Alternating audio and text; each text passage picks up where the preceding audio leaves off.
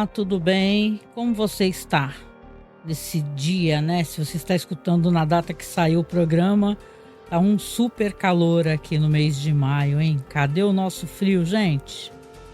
Eu sou Angélica Hellish e eu estou aqui para mais um programa no nosso Volta ao Mundo no Crime.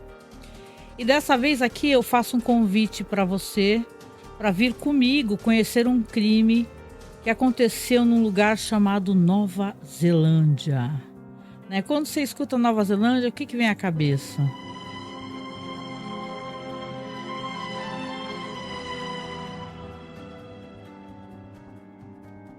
Na minha cabeça sempre vem Senhor dos Anéis, porque, né, ficou impresso na nossa memória os filmes maravilhosos, a música e toda a mística, né, que envolve o Senhor dos Anéis, tanto que é sabido que a Nova Zelândia virou um paraíso turístico devido aos filmes do Senhor dos Anéis, né? Eles devem acender uma vela todos os dias lá para o Peter Jackson.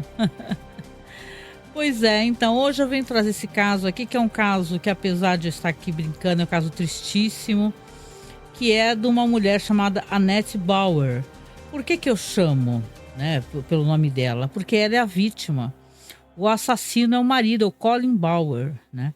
E essa história tem várias camadas aqui. Eu estou aqui utilizando como base de informação o NZ Herald, né, que é o jornal lá, né, da Nova Zelândia, né, o que foi sabido. É um caso que ele já aconteceu faz um tempo, assim, considerável, tá? É um caso dos anos 90, 97. E tem muitas coisas. Tem o fato de uma mulher estar com um homem que mente muito, né? Já no segundo casamento, um cara bem problemático. E fique comigo aqui, tá? Eu vou falar mais detalhes do caso, mas logo no começo eu quero fazer um convite para você. Isso é tão importante. Se você está escutando aqui, primeira vez ou segunda vez, não importa. E caso você não seja inscrito, você já se inscreve para que eu possa, né, aumentar a quantidade de inscritos aqui nesse canal. Se você não conhece meu trabalho, eu já tenho um trabalho considerável. Só que comentando sobre cinema alternativo, séries clássicas como The Twilight Zone, séries interessantíssimas como Hannibal, por exemplo. Então, são quase 15 anos de podcast, né? Então, convido você, claro, a primeiro se inscrever, curtir, apertar sininho aqui no Volta ao Mundo no Crime, mas também dar um pulo lá no nosso canal, né? O Masmorra Cine, que é o canal que é o mesmo nome do nosso site lá, masmorracine.com.br, onde nós falamos sobre cinema. Toda quarta-feira tem live no canal. Então, é um projeto muito legal. Isso aqui é um spin-off, na verdade, do Masmorra Cine. Então, tá? Vem comigo, vamos lá, então, conhecer um pouco mais sobre o caso da Annette Bauer.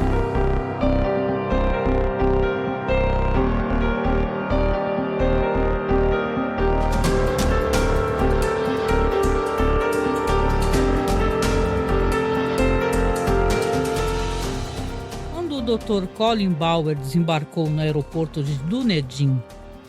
Caso ele estivesse com assassinato em mente, ele poderia estar pensando que essa região isolada e escassamente povoada era um lugar ideal para poder escapar impune.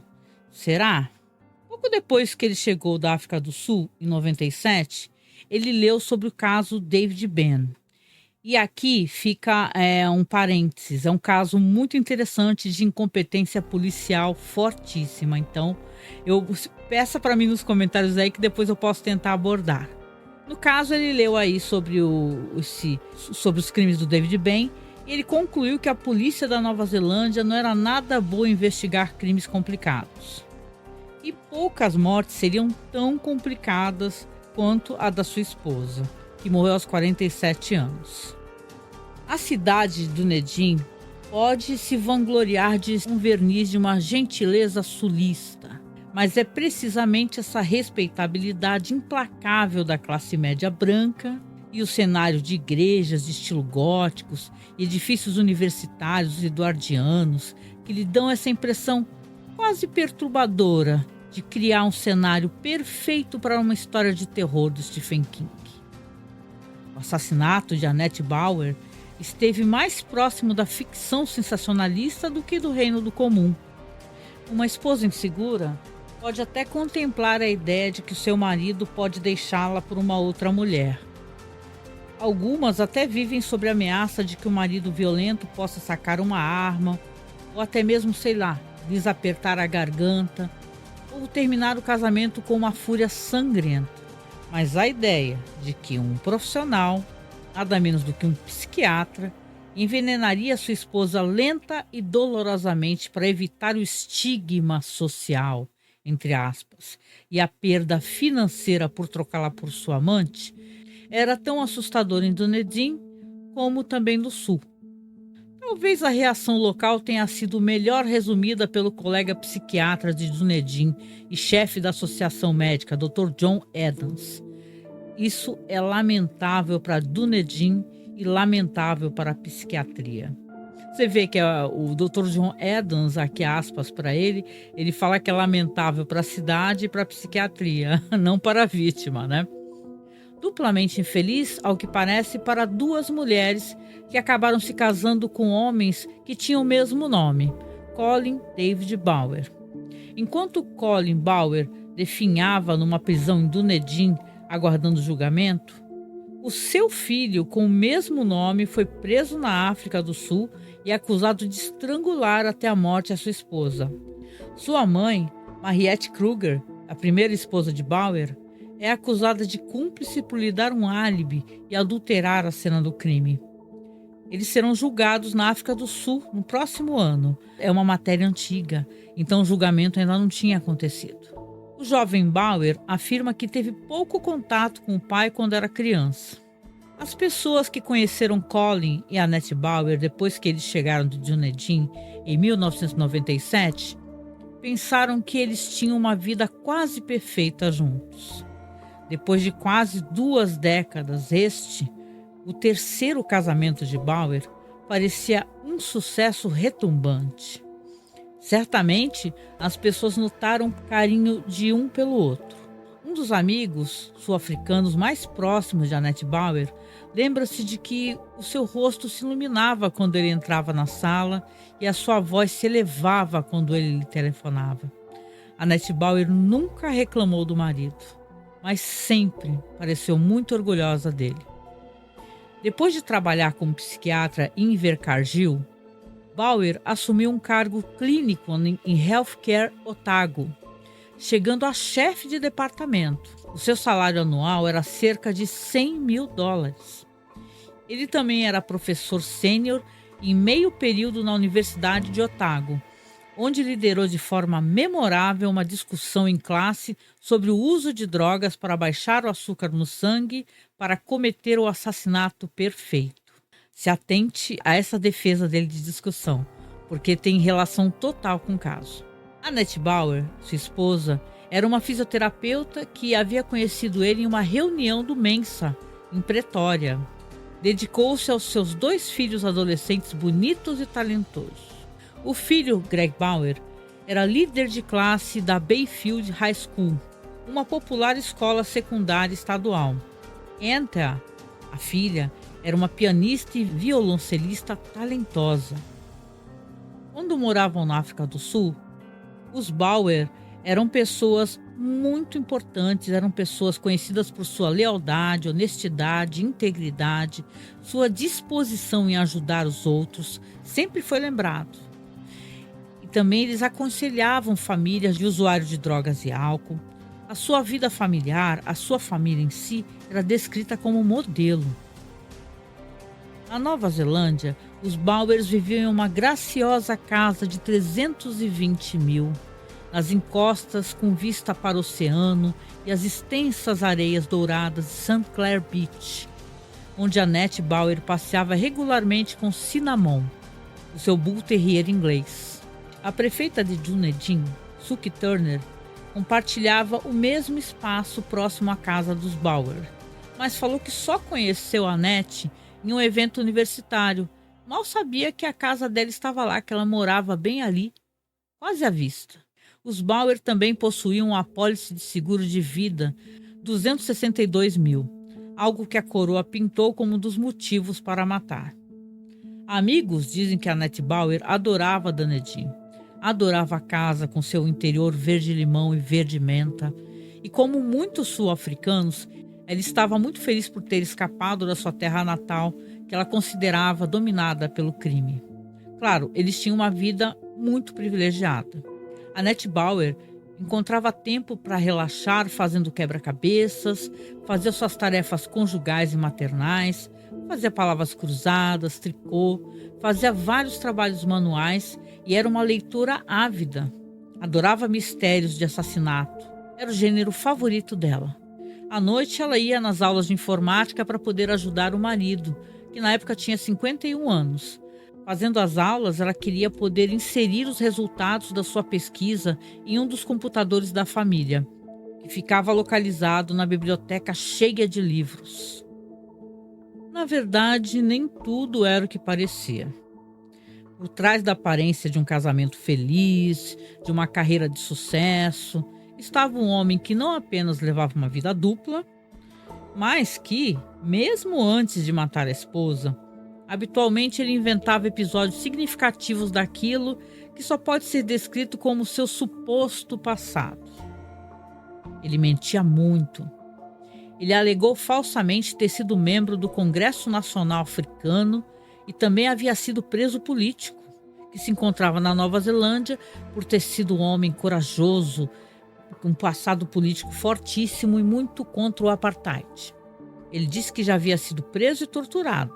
Na época, quando ele foi preso, seus advogados ficaram usando essa mentira sem sucesso, para poder argumentar que ele deveria ser libertado o mais rápido possível sob fiança, afinal a prisão era muito traumática para ele. Certa vez, ele disse a um amigo que uma de suas ex-esposas havia posto termo em sua própria vida e aos filhos. Disse também a uma colega que a Annette Bauer havia sido estúpida em grupo e que teve um grande impacto em seu casamento. Mentia muito, se colocava muito como herói nas situações. O que é inegavelmente verdade é que ele se envolveu numa sucessão de casos extraconjugais, tanto na Nova Zelândia como na África do Sul. Antes de ir para a Nova Zelândia, ele trabalhava em hospitais como Tygerberg e Stickland, na cidade do Cabo. Megan Power, jornalista sênior do jornal sul-africano Sunday Tribune, relatou que durante seu tempo em Tygerberg, o nome de Bauer foi supostamente associado a reclamações e um médico disse que Bauer deixou para trás muita infelicidade quando se mudou para Nova Zelândia. Ele se recusou a entrar em detalhes. Ex-pacientes da África do Sul contaram à jornalista Megan Power que foram seduzidas por ele e que ele lhes disse que monogamia e fidelidade eram noções ultrapassadas. Ele contava às suas amantes que sua esposa, perfeitamente saudável, estava morrendo de câncer e que ele não fazia sexo fazia muito tempo. A jornalista também tomou conhecimento de mais 2 queixas de avanços sexuais de Bauer que não foram atendidas porque as mulheres temiam a publicidade. Com isso, agora eu vou começar a falar o que se sabe e o que já foi averiguado, né? Afinal, já houveram julgamentos, ele já foi condenado, esse é um crime antigo, mas eu vou falar aqui como é que isso ocorreu e como é que esse homem começou lentamente a envenenar essa mulher.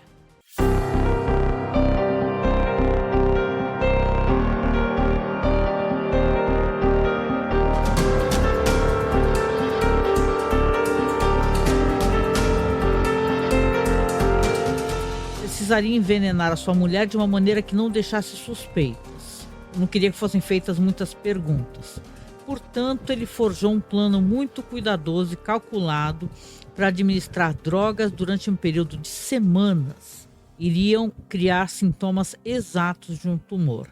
Após 2 meses de problemas de saúde, incluindo 2 comas hipoglicêmicos e uma cirurgia exploratória que não revelou nenhum tumor pancreático, o marido de Annette Bauer supostamente passou o dia 3 e 4 de janeiro de 2000 administrando à sua esposa um coquetel de drogas que alteravam o açúcar no sangue.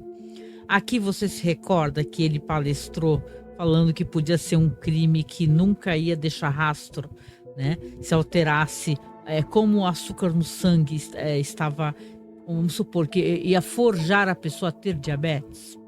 Então ele deixa a esposa Annette no estado de hipoglicemia por muitas horas, até que ela acaba morrendo durante a madrugada de 5 de janeiro. Depois ele chama um colega médico, Andrew Bowers, para inspecionar o corpo e assinar a certidão de óbito. O promotor de justiça comenta que o Dr. Bowers quase conseguiu certificar a morte de sua esposa como sendo causada por insulinoma, entre parênteses, tumor no pâncreas, não detectado. Mas ele não fez. Caso ele tivesse feito isso naquele momento, seria muito provável que talvez nós nem estivéssemos aqui sentados. Ele diz que no caso do julgamento, né? O assunto teria sido tratado nessa base e isso teria tido um fim. Ou seja, como ele tentou tratar primeiramente a esposa com medicação e simular como se ela tivesse um tumor pancreático, só que esse tumor depois ela sofreu uma cirurgia, coitada, né? E o tumor não foi detectado. Ele acabou então depois decidindo envenená-la com insulina, alterando as características do açúcar no sangue dela e depois envenenando, né? Porque a insulina também mata, você não pode tomar insulina. Aqui continua a matéria falando que o pós-mortem não revelou o tumor. A cautela do Dr. Bowers, combinada com as suspeitas de um patologista envolvido nos cuidados de Bauer, a esposa, levou a uma investigação coronal, incluindo uma autópsia que não revelou nenhum tumor. O exame de sangue durante os estágios iniciais da doença da Sra. Bauer não mostrou nenhum sinal de coquetel de drogas que Bauer teria usado. Após a sua morte, um teste mais sensível de uma amostra posterior do seu sangue revelou quantidades significativas de 2 drogas e sedativos que alteram o açúcar no sangue, que levou a polícia, obviamente, a iniciar o inquérito de homicídio. Aí então começa-se a investigar os motivos, né, quando ele se torna suspeito. Aqui o promotor continua dizendo que a polícia encontrou razões mais do que suficientes para Bauer causar a morte de sua esposa. Entre setembro de 1999 e a morte de Annette, Colin Bauer havia emitido 11 receitas falsas, a maioria das quais eram para coquetéis de drogas encontrados no sangue da Sra. Bauer.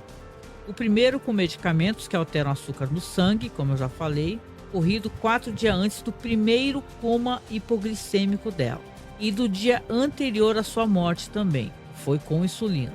Bauer conversava com seus colegas sobre o seu casamento, abre aspas, insatisfatório, fecha aspas.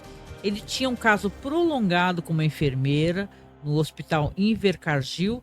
Começou depois também tendo um caso com uma colega psiquiatra de Dunedin, algumas semanas antes da Sra. Bauer adoecer. O promotor descreve o momento como uma estranha coincidência. Trocar a sua esposa por uma colega de trabalho não teria sido bem recebido por amigos, colegas e familiares, obviamente. E Bauer então começava a sugerir a todos que a sua esposa tinha algo contra ele, um segredo que tornava muito difícil ter que deixá-la. Então você vê aqui, quem está acompanhando, que ele já estava inventando coisas, falando assim, olha, caso ele fosse responsabilizado de alguma maneira pela morte, que ela não permitia que houvesse uma separação, na verdade ele estava apenas querendo matá-la para que pudesse ficar com o dinheiro do seguro, né? Continuando aqui, diz assim, Bauer tinha poucos bens, mas poderia ganhar mais de 1 milhão com seguros caso sua esposa morresse. Outro indício também era que Colin Bauer discutia no Centro Nacional de Venenos a questão dos testes para drogas que alteram o açúcar no sangue antes da morte da Sra. Bauer. Logo você vê que as coisas foram se encaixando, né? Outras evidências também eram e-mails e conversas telefônicas interceptadas entre Bauer e, no caso, a amante dele, a colega psiquiatra, que incluíam expressões de amor, esquemas elaborados sobre obtenção de um relatório psiquiátrico retroativo detalhando a depressão dele, câncer, pensamentos suicidas, e sobre também a utilização de uma nota referente, uma nota escrita pela Annette Bauer, como se fosse uma nota de suicídio. Bauer também obteve um papel timbrado de um médico sul-africano que usou para forjar um diagnóstico falso de câncer para reforçar a sua alegação de depressão. Nesse momento aqui que eu li esse artigo, o artigo é de 2001, né, 8 de outubro de 2001, ele não tinha ainda sido julgado. Esse aqui é um caso que realmente é um caso que, se for para pensar, ele é revoltante, porque ele tem vários desdobramentos. Ele, conforme ele ia envenenando a esposa, Annette Bauer, ele ia inserindo a amante dentro da casa dele, apresentando ela aos filhos. Ela fazia coisas para ajudar, por exemplo, mandava lavar as roupas dos jovens, né, que não eram crianças pequenas, e ia aos poucos inserindo ela na família, tanto que na data, quando ele resolveu, ela já tinha tido um coma, né? Primeiro, ele tinha colocado ela em coma, ela já tinha sofrido uma cirurgia, mas na noite que ele resolveu envenená-la com insulina, os filhos estavam numa das casas da amante dele, entendeu? Jogando cricket num local super chique. Entendeu? Porque essa região de Dunedin, ela é uma região muito chique, muito, né? Tem até uma questão aqui que é interessante, a gente sempre fala, né, dos povos originários, isso é super importante, né? Essa galera toda aí, essa turma é tudo colonizador, obviamente, né? Então toda essa sociedade branca, com áreas sulistas, né? É mais uma sociedade branca. Vamos recordar que, se você for estudar a história da Nova Zelândia e os povos originários, houveram muitas contendas, né? Então, realmente, né, nesse continente, nessa região, que é o continente que está ali, australiano, na verdade, você tem vários povos e tribos e tal que não estão contempladas nessas benesses todas, por exemplo, essa região do Dunedin, que é uma região que, se você for analisar no Google, é maravilhosa, é muito linda. Só para colocar esse recorte, porque é interessante, a gente tá falando de pessoas brancas, né? Uma região de pessoas altamente privilegiadas, né? Você vê com a arquitetura de igrejas, arquitetura eduardiana, então é uma coisa bem...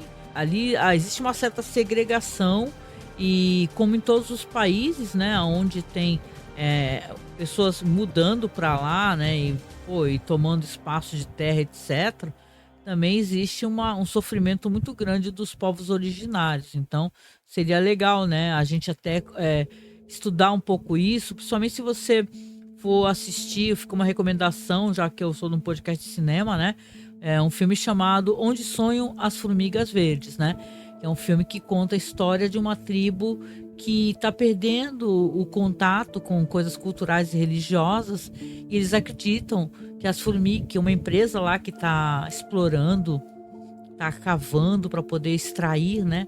Uma empresa mineradora, está extraindo de um local onde eles acreditam que existem essas formigas verdes que sonham o futuro de todo o planeta. Então é uma questão religiosa e uma questão cultural. É um filme muito triste, é um filme muito interessante e está disponível no YouTube facilmente, tá? Voltando ao caso aqui, é claro, né? É um caso revoltante, porque você vê que ele mentia para todo mundo, ele inclusive tentava cobrir as próprias pistas, né? Arrumar, como eu falei aí, um papel timbrado, falando que ele tá com câncer e tal, e começar a se justificar de certa maneira. Ele ficava afirmando, né, que a esposa estava doente e tal. Ele era um cara muito controlador, só que os próprios médicos também iam desconfiando dele, né? Você vê que tem até fizeram uma espécie de dramatização dessa história, aonde você tem aqui a atriz, né, sucumbindo, e mostra um cara muito parecido com ele, por sinal, né? E a atriz sucumbindo e tal, a que faz a personagem da Annette. Enquanto isso, ele simplesmente ele está lá, né? Ele é um cara muito arrogante, diz que inclusive ele quando teve julgamento, ele também ficava irascível, ficava revoltado. Então eles sacaram a figura. E essa história aqui, é interessante os desdobramentos dela, porque, e ao mesmo tempo frustrante, mas é um cara que ele acabou, de certa maneira, vamos colocar assim, não conseguindo se beneficiar das coisas que ele fez. Porque, claro, ele foi preso, né? E depois ele acabou sendo extraditado, ele ia ser extraditado para a África do Sul. Aqui no jornal, que é o NZ Herald, né? mais uma matéria sobre, diz assim: Colin Bauer permanece desafiador sobre o assassinato da sua esposa. Porque o cara tinha esse gênio, né? Tá aqui, ó, o assassino condenado, que ele foi condenado. Colin Bauer permanece desafiador sobre seu papel na morte da esposa, Annette. O Conselho de Liberdade Condicional da Nova Zelândia concedeu ontem a Bauer, 67 anos, liberdade condicional, que significa que ele será deportado para sua terra natal, África do Sul, após ser libertado. É claro que se você tem você tem ele 10 anos depois já recebendo liberdade condicional, você fica realmente já revoltado, né? É como se a Nova Zelândia quisesse se livrar desse cara, só que esse cara vai ficar livre, né? Aqui diz assim: o advogado de Bauer, David Moore, diz que sustenta que a morte da sua esposa foi um suicídio assistido como parte de um acordo entre os dois. Olha isso, caso algum desses desenvolvesse uma condição fatal. Então é fácil para ele, né? É fácil para o Colin, né, o assassino, falar assim: ah, é um acordo que eu fiz com a minha esposa, né? Então ela estava doente, aí ele finge, né? Ele finge que ela tá com sintomas de um tumor, né? Depois não é encontrado o tumor e ele tem acesso a comprar medicação, tanto que foi encontrado, como eu falei, toda a papelada com a compra da documentação, os remédios, as bulas, do que ele estava usando para envenenar ela, né? Colin também expressou essa opinião ao Conselho de Liberdade Condicional durante a sua audiência na última quarta-feira. O advogado comenta: é justo dizer que nem todas as suas respostas pareceram convincentes, mas não tivemos dúvidas de que ele aceita a responsabilidade pelas suas ações e reconhece que as suas ações foram erradas. Ok, entendeu? O cara tá assumindo, né? No caso, ele tá falando aqui que ele fez um procedimento ali de eutanásia na esposa, né? Então só que no caso não é eutanásia, não é assassino, né? Aqui, ó. Esse processo, ele demorou para correr em justiça, né? Porque diz que o Bauer foi preso em 2001, depois de ser considerado culpado de administrar uma combinação fatal de sedativos e drogas indutoras de hipoglicemia à sua esposa durante meses. Os medicamentos imitavam os sintomas de um tumor raro. Colin, que era ex-chefe de medicina psicológica da Universidade de Otago, foi preso com pena mínima de liberdade condicional de 13 anos. No julgamento, o tribunal ouviu que Bauer começou a administrar as drogas depois de iniciar um caso com uma colega de trabalho. No ano passado, Bauer havia sinalizado a intenção de apelar da condenação por homicídio ao conselho privado. No entanto, já não tinha apetite para isso, disse o advogado ontem, e estava feliz por poder regressar à África do Sul. O seu filho, que mora em Dunedin, também ficou satisfeito com o resultado, disse ele. Bauer apelou inicialmente da condenação para o Tribunal de Recurso em junho de 2002. No entanto, a coroa, vamos lembrar, né, quem manda lá é a coroa, né? A coroa apelou da sentença, o que resultou no acréscimo de 2 anos ao seu período de liberdade condicional. Então aqui você tem essa questão, né, que é uma questão revoltante, né, porque hoje em dia fica claro para as pessoas que não houve nada disso, simplesmente ele era um mitômano, né, um mentiroso, quanto mais, e ele assassinou a esposa dele porque ele queria o dinheiro, ele queria uma vida com uma outra mulher e queria o dinheiro do seguro de vida, né?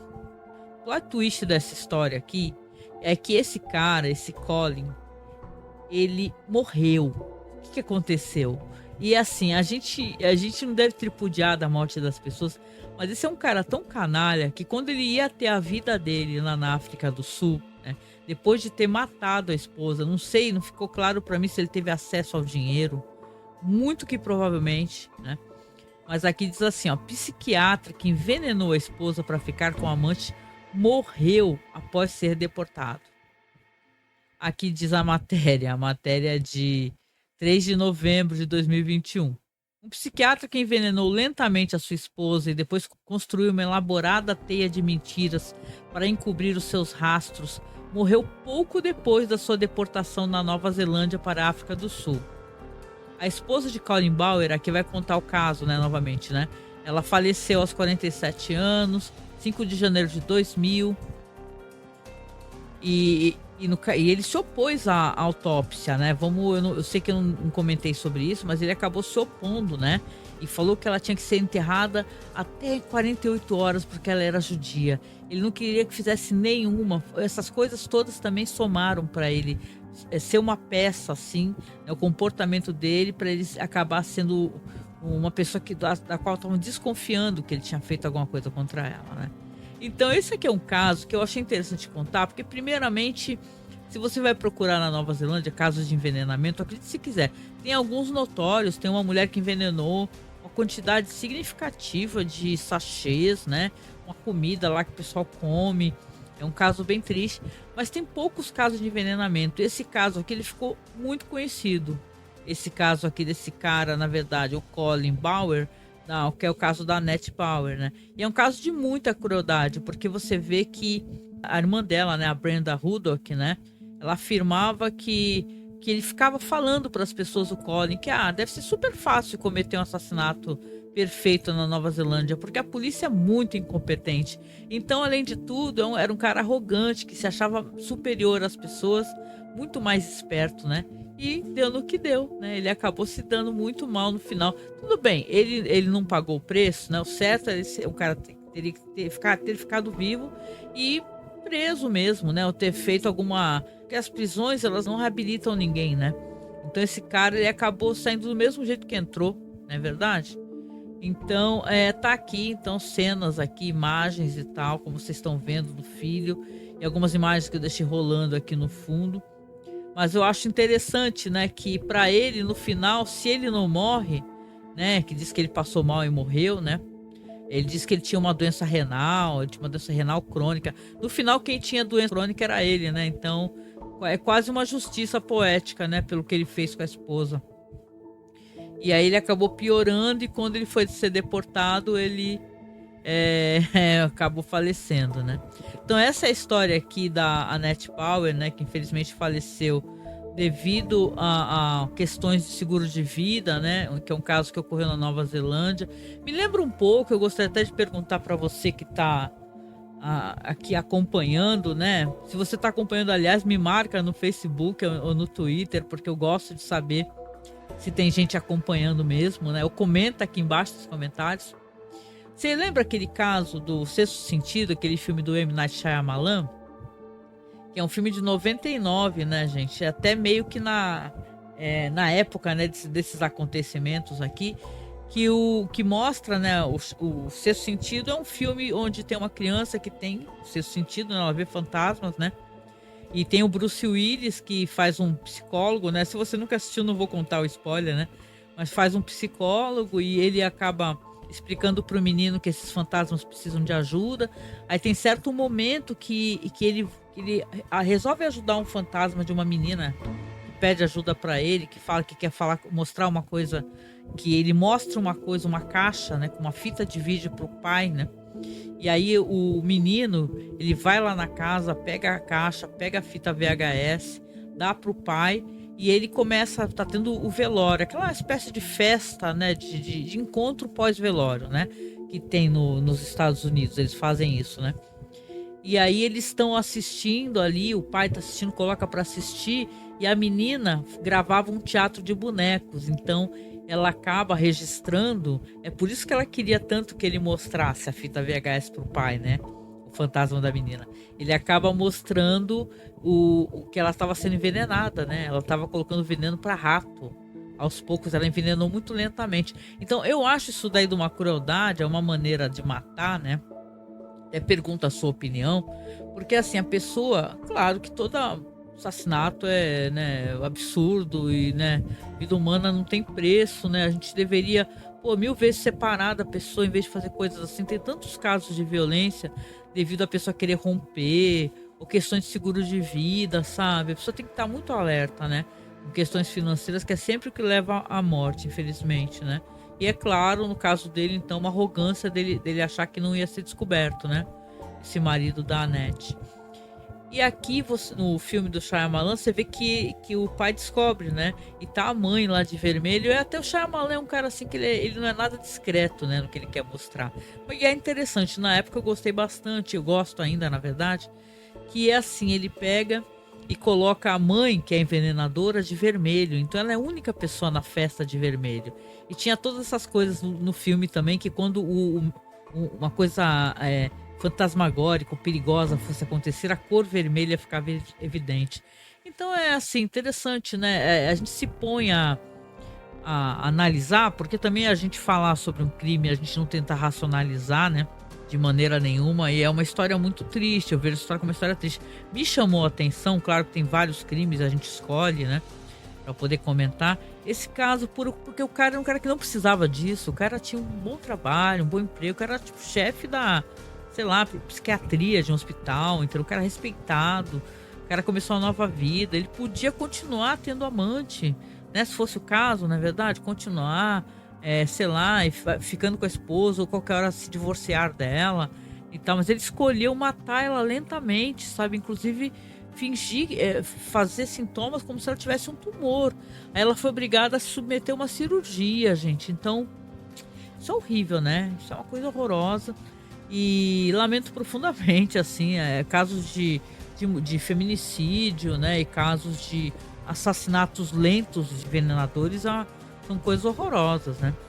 Então fica aqui mais um programa sobre um acontecimento, um crime, né, acontecendo no lugar do mundo, aqui no continente australiano, Nova Zelândia.